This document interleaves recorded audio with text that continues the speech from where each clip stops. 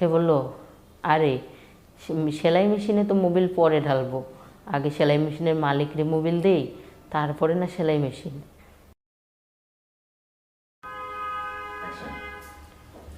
আসসালামু আলাইকুম। আজকে আমি আসলাম আমার সাথে একটা ঘটে যাওয়া কাহিনী নিয়ে। আসলে ঘটে যাওয়া কাহিনীটা কেমন আমি সেটা বলি। আমি নতুন টেলার্সে কাজ শিখি, তা আমি নতুন একজন দর্জি। আমার অনেক স্বপ্ন ছিল আমি নিজে জামা কাপড় বানাবো, অনেক ডিজাইন করে জামা কাপড় বানাবো। তো এই কারণে আমি একটা টেলার্সে 3,000 টাকা দিয়ে কাজ শিখি, কিন্তু ওই টেলার্সে আমি কাজ শিখতে পারি না। 15 দিন কাজ শেখার পরে ওরা ওইখান থেকে পালিয়ে যায়। তো আমি ওখানে আর কাজ শিখতে পারি না, আমার টাকাটাই মার যায়। তো আমার স্বামীকে আমি বলে একটা সেলাই মেশিন কিনছি। আমার অনেক স্বপ্ন ছিল আমি কাজ করব, অনেক সুন্দর সুন্দর জামা কাপড় বানাবো। এই কারণে আমার স্বামী আমাকে একটা সেলাই মেশিন কিনে দেয়। তো আমি কাজ শিখি নেই, আমি সেলাই মেশিন দিয়ে কী করব। তো টুকটাক করে পরে অন্য আরেকটা দোকানে আমার স্বামী আমাকে কাজ শেখানোর জন্যে ওইখানে টাকা দিল।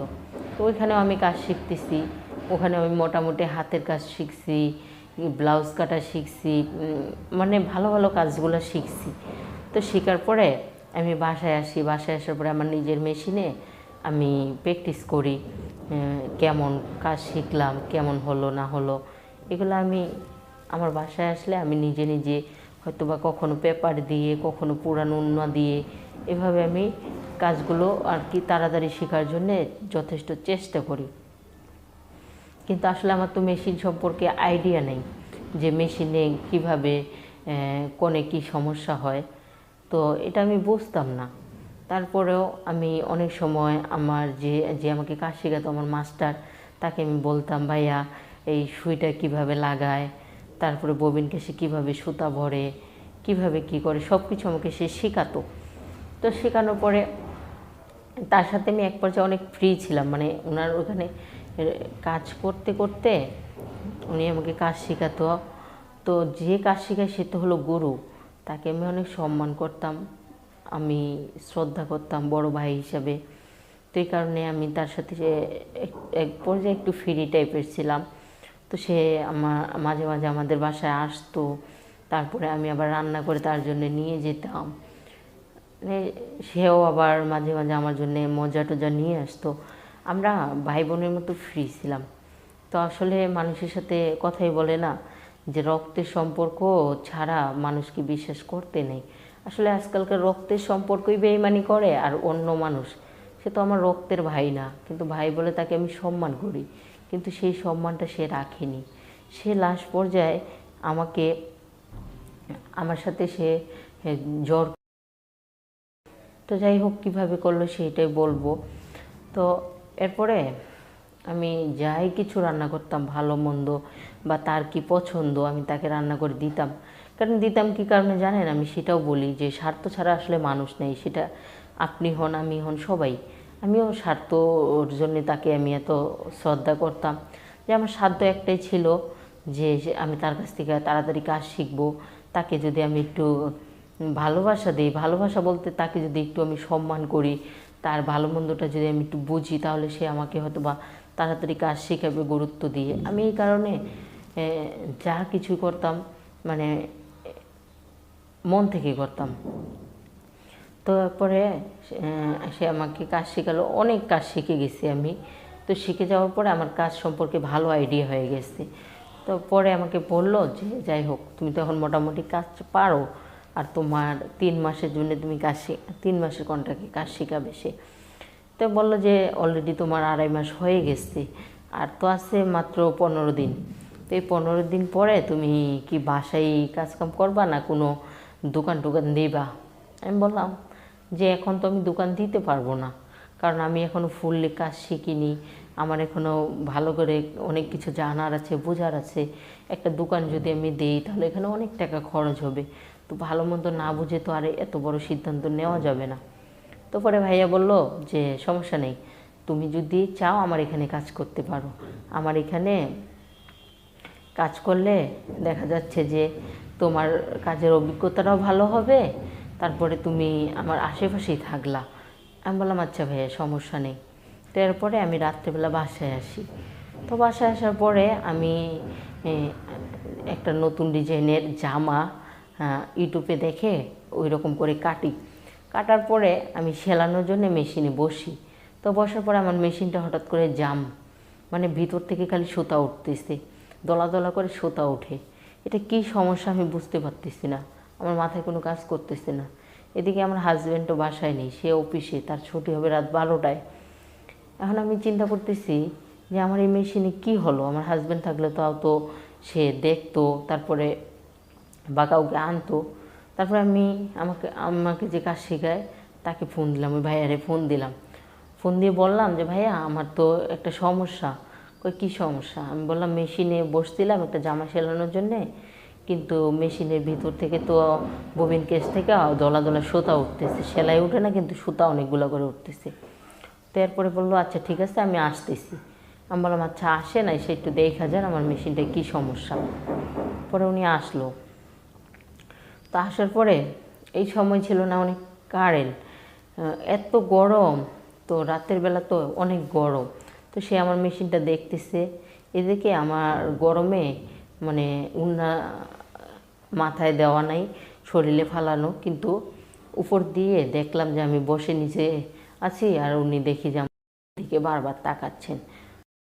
যখন তাকাচ্ছেন তখন আমি ওনার কাছ থেকে একটু সাইডে সরে গেলাম। তারপরে উনি বলতেছে মেশিনে তো অনেক জং পড়ছে, জং ছুটাইতে হবে, মোবিলের দরকার। তো আমি বললাম মোবিল তো আছে আমার ঘরে। সে বলল তোমার মোবিলে তো কাজ হবে না, এখানে আমার মোবিলের দরকার। তাই আমি বললাম যে ভাইয়া তাহলে আপনারা তো বললে আপনি মোবিল নিয়ে আসতেন, আসলে আমি তো জানি না যে মেশিনে মোবিলের দরকার। সে বলল অল টাইম মোবিল তো আমার সাথেই থাকে। আমি বললাম অল টাইম মোবিল সাথে থাকে মানে? পরে বলল তাহলে আমি বললাম যে তো মোবিল সাথে থাকলে তো সমস্যাই নেই, তাহলে তো মেশিন ঠিক হয়ে যাবে। সে বলল ঠিক হয়ে যাবে, একবারে ইজি, পানির মতো চলবে। পরে আমি বললাম তাহলে ঠিক আছে ভাইয়া, আপনি তাহলে কাজ করেন, মেশিনটা ঠিক করেন। সে আস্তে আস্তে আমার দিকে আগায় আসার পরে আমার বলতেছে আমার যে মোবিল, এই মোবিলের অনেক পাওয়ার, আর এই পাওয়ার একবার যদি জায়গা মতো পড়ে তাহলে একবার পানির মতো ক্লিয়ার হয়ে যায়। তাই আমি বললাম এগুলো কী বলতেছেন আপনি? আপনার মোবিল মানে? তা আপনি আমার দিকে আগায় আসতেছেন কে? সে বলল আরে সেলাই মেশিনে তো মোবিল পরে ঢালবো, আগে সেলাই মেশিনের মালিক তারপরে না সেলাই মেশিন। আমি বললাম ভাই এগুলো কী বলতেছেন? কয় আমি অনেক দিন ধরে ইচ্ছা তোমাকে একটু তোমার সাথে, কিন্তু এরকম সুযোগ হয়ে ওঠেন না। আজকে যেহেতু তোমার স্বামী 12টায় আসবে, তুমি তো আমার দোকানে থাকতেই বলছো 12টায় আসবে, তো এই সুযোগে আমি একটু মোবিল দিয়ে যাই। আমি বললাম আপনার মোবিল আমার দরকার নেই। পরে বলে তোমার দরকার নেই কিন্তু আমার তো দরকার আছে। আরে আমি গুরু, তুমি শিষ্য, আমার গুরুরে যদি আমি ভালো করে ট্রেনিং না দিই, আমার গুরু তো ভবিষ্যতে কাজে গিয়ে ফেল করব, তখন তো আমারই বদনাম হইব। আমি বললাম দেখেন আপনি আমার কাজের ক্ষেত্রে গুরু, কিন্তু আপনি যেটা করতে চাইতেছেন এটা দরকার, এটা সম্ভব না। সে বললো কেন সম্ভব না? আচ্ছা তোমার কি ইচ্ছে করে না যে অন্য একটা পুরুষের ছোঁয়া নিতে? তোমার কি ইচ্ছে করে না অন্য একটা পুরুষের আদর নিতে? আমি বললাম না, কারণ আমার স্বামী আছে, আমার স্বামী থাকতে আমি অন্য পুরুষের আদর আর সঙ্গ নিতে যাবই বা কেন? সে বলল দেখো ঘরের জিনিস প্রতিদিন খাইতে কিন্তু স্বাদ লাগে না, এক তরকারি আর কতদিন খাইবা তুমি? একটু চেঞ্জ করে দেখো, স্বাদ কি বুঝবা? তাই আমি বললাম না, আমার স্বাদের দরকার নেই, আপনি আমার মেশিনটা ঠিক করে যদি দিতে না পারেন তাহলে আপনি চলে যান, আর না হলে আপনি আমার এইসব বাজে ধরনের কথা বললেন না। পরে বলতেছে শোনো তুমি না একটু বোকা, বুঝছো? এখনকার মেয়েরা স্বামী রেখে কত পরপুরুষের কাছে যায়, আর তুমি না কেমন খালি স্বামী ভক্ত। এত স্বামী ভক্ত হলে হয়?